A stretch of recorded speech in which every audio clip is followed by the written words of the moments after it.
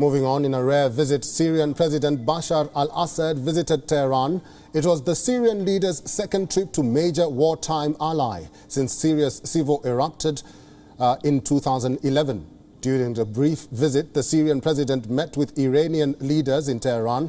Assad held talks with Supreme Leader Ayatollah Ali Khamenei. The two leaders called for stronger ties between Tehran and Damascus.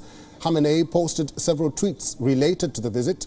One of them read, and I quote, "The relationship between Tehran and Damascus are vital for both countries and we should not let it weaken," adding that the ties should be strengthened as much as possible. While Bashar al-Assad was reported saying that, quote, "The strategic ties between Iran and Syria have prevented the Zionist regime's dominance in the region," end of quote. Iran's supreme leader also hit out at Arab nations that normalized relations with Tehran's arch-foe Israel.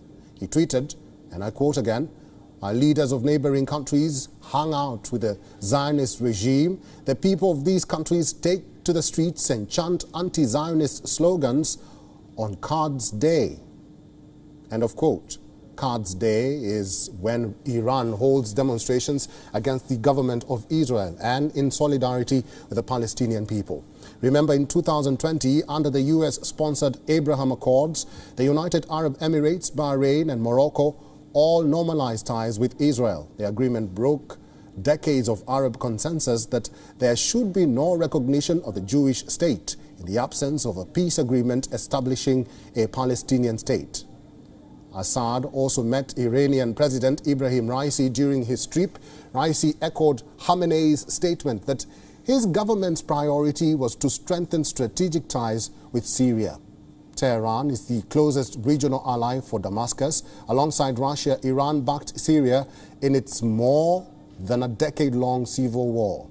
Iran's economic influence in Syria has also grown in recent years. Tehran was given financial and military support to the Assad regime during the 11-year war. It has also deployed forces in Syria at the invitation of Damascus. But Israel has mounted frequent attacks against what it has described as Iranian targets in Syria. WION is now available in your country. Download the app now and get all the news on the move.